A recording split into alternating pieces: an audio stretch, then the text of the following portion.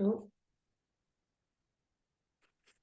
Hello, everyone. We're here today to introduce a new LAULIMA member. I'm super grateful to have you, Michaela. Good morning, we can say. It doesn't matter for the people listening later, but for us, it's already after morning. But anyways, it's great to see you and have the chance to talk to you for a few moments so that our listeners and our people who are here with us can see and get to know you a little bit better before they hopefully then also book your offerings. So it's great. Thank you. Hi.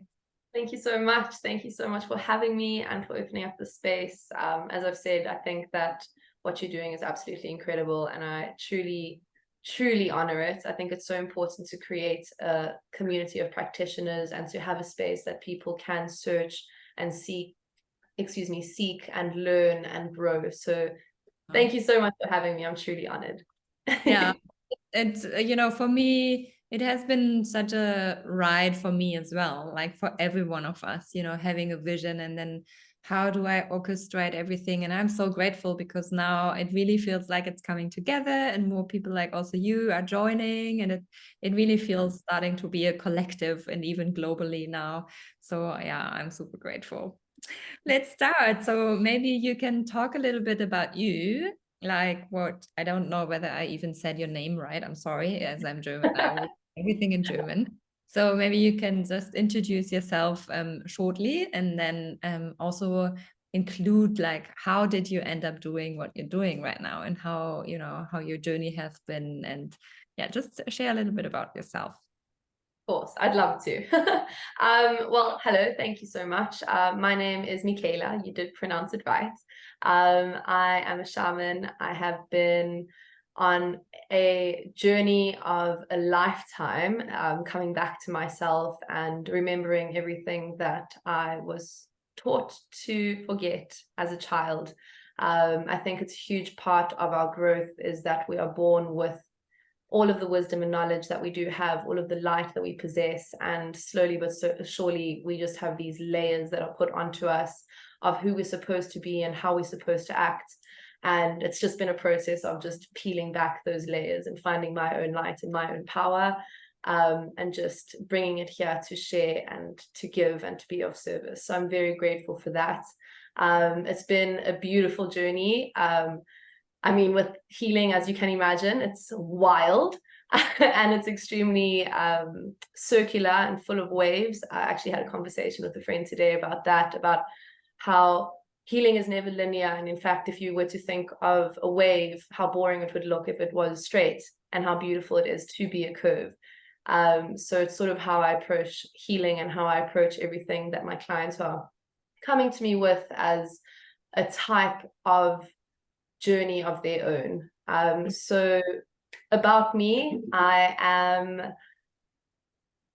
where do I even begin? I have started from a very young age. I was a little bit of a confusing child to my mother, as you can imagine, speaking to nothing and talking to plants and animals and trees. And luckily, and I'm very grateful for it, my mum was very open to that type of being. It could have gone one of two ways.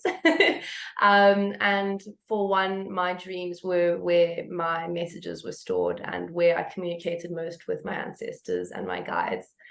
So throughout my life, I was led through the journeying of dreaming, and I was sent through so many different portals and lived so many different lives and was presented with so many different messages throughout my life that only when I started on the official journey of identifying myself in this space as a shaman did I understand how deep those dreams took me and where they took me to, and how I have evolved and become the person I have as a result. One of my dreams and a big sort of catalyst to everything that I am now was a dream that I had about 7 years ago about with a shaman in the Amazon rainforest, kind of just sitting there at the front going, come to me, come to me. And at the time I was probably about 23, and I had no idea how I was going to get to Peru and what Peru was to me. And I knew about the Amazon rainforest, and I had an extremely deep connection to it. And I have ancestral roots in South America, but at the time it was a very, there's so many other layers to something when something comes in. It's always your intuition is always your first thing, and then your second thought is what takes you away from that, and that's the one you tend to cling to because it's the easier option. And that's the one for a very long time that I did cling to. And instead of acknowledging the calling, I went into myself internally and did some deep shadow work for about 5-6 years. And yeah, I sort of became friends with the darkness in my heart and in my head, and really just associated myself with the fullness of being here and the balance and the beauty of that balance. So along the journey, I was guided, and a lot of people actually led me back onto the path. One of them, who was really special to me, was a makeup artist on my set the one day. I work in the film industry as well, side hustle. We all got to do what we got to do. And I was on set the one day, and I had a little shamanism folder on my laptop, and my makeup artist was so intrigued by it. So we got into a conversation about it. And that night, she had a dream, and she came back the next day, and she had told me that she had gone to Peru, and she had gone on this whole journey, and it was so incredible to her. And she said, when I went, I wasn't sure what to do and where I was going, so I had to buy these books as a part of reference and research, and I had a dream that I had to give you these books. And so she gave me these 3 books. It was amazing. The one book was called The Cosmic Serpent, which is all about shamanism in Peru. And the other 2 were based off ayahuasca, which is a type of plant medicine, who has her own magic and power. But when these books were given to me, again, it took me about 3 years to read The Cosmic Serpent. I find that when books are gifted to you, they're not supposed to be read immediately, but rather when you are called to them. And the time and the research that was in that book was incredibly insightful for when I did start reading it. And when I finished it, I kind of leveled up and started shedding these layers and creating the space.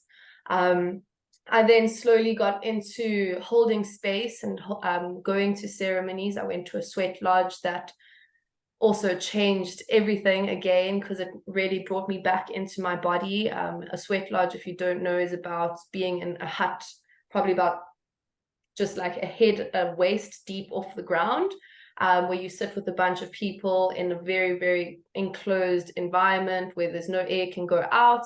And we basically just create a lot of steam inside with coals constantly coming in. And it's a beautiful ceremonial space where you focus very deeply on your breathing, because it gets extremely hot in there. And it was the first time that I can comfortably say that I completely reconnected with my mind, my body, and my spirit. And in that sweat lodge, I sort of realigned, and I came out with the guidance and with the knowledge and with my ancestors' hand on my shoulder. And I just felt completely realigned. It was an amazing experience. And then I slowly started practicing. I slowly started following the calling. I slowly started working on identifying what my dreams were saying to me, and, focusing on what I could do differently in my life, and being more intentional with who I want to be in the life purpose that I have and my duty for being here. So as that slowly started opening, of course, everything started aligning more, and I hosted a ceremony for my best friend for her wedding.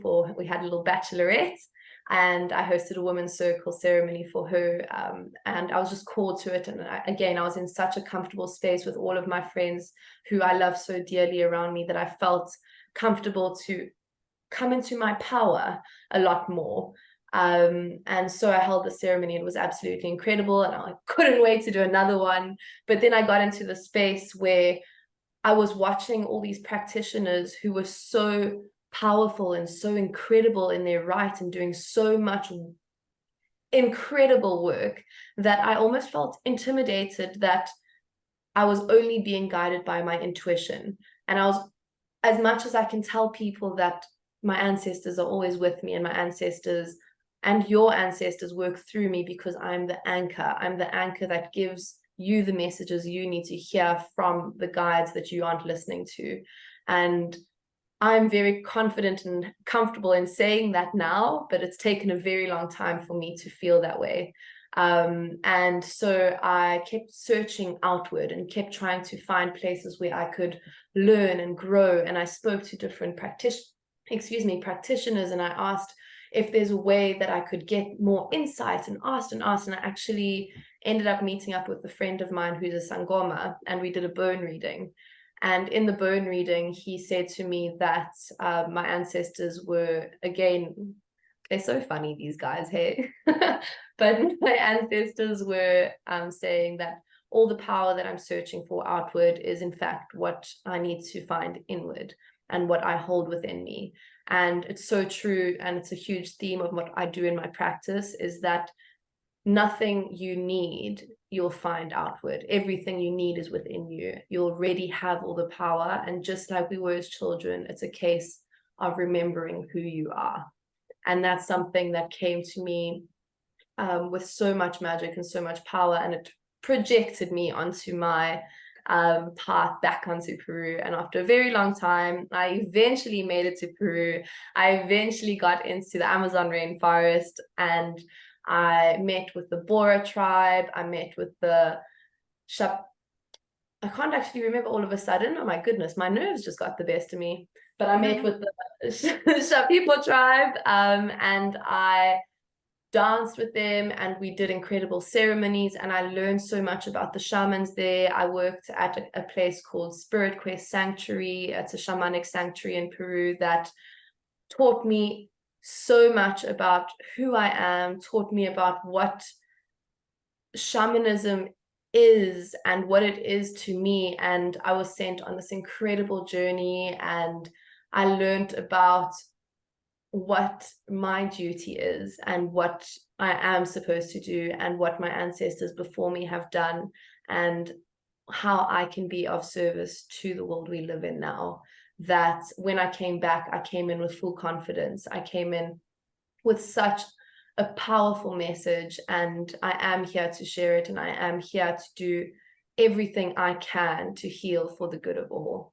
So with that, I opened up women's circles, I opened up men's circles, both for different reasons. The women's circles were about, I call it a fixing your crown, but reminding us of our feminine power. And what happened basically in my visions and what I did see was that the women and the men were so separated based on the men needing to go into the workspace, head down, no distractions. So the woman had to cover up as the distraction. Because if you think of women as flowers and men as the stem, so to speak, they were always attracted to the flower because the flower looked different to them. So the law covered the flower up so that the stem could just be a stem.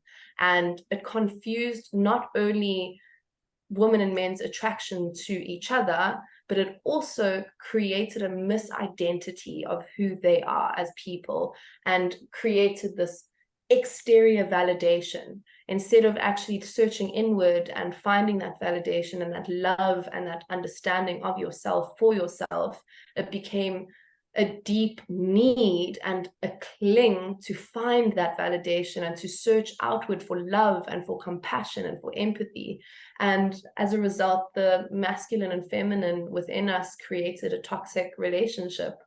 And a huge part of my practice is to realign the masculine and feminine by actually identifying exactly what they are and how they work. Because 90% of people think that the feminine, or at least when they think of the feminine, they associate it with a female role model. And when they think of the masculine, they associate with the male role model. And what happens is, of course, those aren't necessarily perfect people. Not saying that masculine and feminine is perfect, if we're using that term, but it definitely creates a bit of an obscured idea of what this love and this intention and this way of being can be.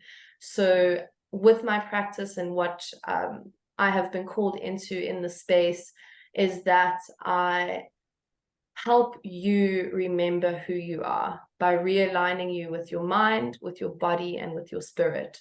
A huge part of my practice and where I start is with your body, and how it's actually in one of my favorite books, Dr. Bessel van der Kolk's book, Where the Body Keeps the Score. Highly recommend if you haven't read it.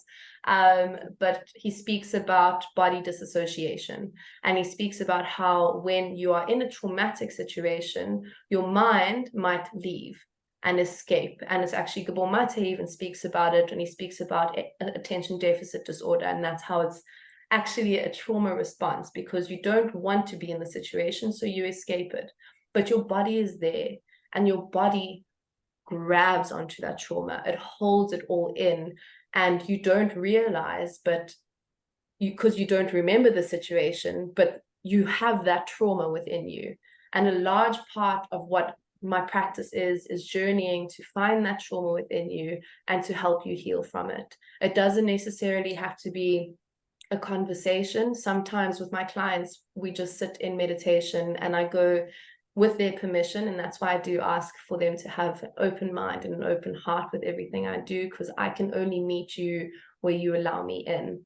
But if you allow me in, I have the opportunity to quite literally go and travel through your body in your space to find out where you need your healing. My one client had extreme migraines at the same time every single year. And that was also the time that his brother had passed away. But for years and years, and unfortunately, nothing helped. And that's why he ended up coming to me. And it was through deep meditation and deep journeying that we went into that space. And there were quite literally ants circling his head. And I had to take them and sort of just release them back onto the earth. And that process of healing has helped him so much, and so much in his own growth as well, because just as we now understand that it also happens to be around the same time, he can sort of start remembering why that was traumatic to him.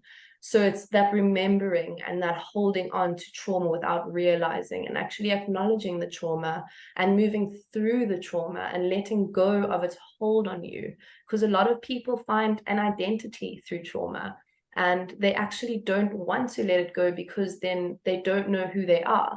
They're afraid of who they'll become. But again, another theme of my practice and a big theme of Mama Ayahuasca as well is where your fear is, there is your task. And it's with that I really truly welcome whomever needs to be here. I welcome anyone who feels called into this work, and I have my door always open for anyone who has any questions, anyone who wants any sort of guidance, or any seekers of any sort of strain. I am here and I'm ready to serve, and I'm honored to be a part of this calling. So thank you so much. So beautiful. You just talked and it was so fluent. I didn't even want to interrupt you. So you said don't have any questions anymore, besides maybe where you're located, because I think you didn't say that. And can people come to you online and offline? Maybe just how can people find you besides in LAULIMA? I know, but sometimes it's nice, who would be the perfect, ideal person to come to? What problem do they have? You just said it already a little bit, but how do you work with people the best? Sure, of course. Well, I live in Cape Town, Tamboerskloof specifically. I have both online and offline clients, offline being in person. So I offer it based on wherever you are. For online, a lot of the concerns that people had originally were that, how are you supposed to go into this journey work, and how are you supposed to connect on such a spiritual level if you are through a connection on the internet? And to them, and my true answer for that is that if we are both in the same present moment and are both as open to the moment as we are right now, then it doesn't matter of any other type of connection. Everything else around us is simply just the dimensions that we live in. So it doesn't matter to me at all. I love meeting people in person. It's one of my favorite things to do. But I'm also so grateful, and we're so blessed as a country and as a world at the moment where we are, that we do have the opportunity to connect with people from all around the world. So please don't let that deter you in any way. Then your other question was, oh, the type of person. So what I truly believe with this practice is that it'll call whomever needs it. And there's no right or wrong person for this. And it's kind of where you feel you want guidance. It's if you feel that you're stuck in your life, if you feel that you want to shift in perspective, if you want to sort of understand what's going on, if you have a shoulder in your arm, excuse me, a pain in your shoulder, or if you feel that, like, you know, you're not moving in the space that you want to, or if you have deep triggers that you aren't releasing. I work in so many different spaces in that way that I will just bring you back and reconnect your mind, body, spirit. A lot of the time we get stuck in our minds, and a huge part of the practice is moving out of your mind and back into your heart, and just doing everything from the heart. So it's simply just creating a lifestyle and promoting different practices in your day-to-day that can help you in following that path, whatever it may be. So no wrong person, no right person. Come as you are, come free, come open, and come willing. Thank you. Yeah, it's I'm just thinking about how, you know, I love that you're saying that everyone feels a calling, and that I think that when people listen to how passionate you're speaking about your own journey and what you feel healing is and all that, that the right people will be called, you know. So I just also know that from my own experience that people sometimes want to know, like, what is the one thing that you feel that where you can help people, like you said, for example, your one client who had the migraine, you know, so that's kind of a physical thing. I can imagine also that what you have been through with your own kind of releasing layer by layer by layer and coming to your own self. So it's maybe physical stuff, but it's maybe also when you have these questions in mind of who you want to be in this world or things like that. So that was in my mind when I asked the question, you know, like, Of course. the typical people that would come to you because you attracted them some way through your own journey. Of course, that's actually so true. I think you hit the nail on the head there. But it is exactly that. It's a lot of what I find, and it's actually been quite a beautiful journey, is that some of my clients have been gifted with my practice from friends of theirs who they feel they might need some guidance and they might feel lost in where they are in their lives. Two of my clients that joined specifically because of their traumas, but specifically because of how their traumas were triggering them and how they couldn't move past where they were in their current state. My one client specifically had lost her partner and was now getting into a new relationship, and she was uncomfortable with where they were in their relationship because she felt that she was still holding on to the passing of her past lover, that she couldn't feel that she could move on correctly. And it was in that space that we also found so much healing from her, and we've helped her. Now she's married, which is so special. So it's also a case of helping you identify your own barriers and, exactly as you said, shed your own layers to come back to yourself in that way. So a lot of it, people don't realize the traumas that they do have, and they don't realize how far back their triggers can go.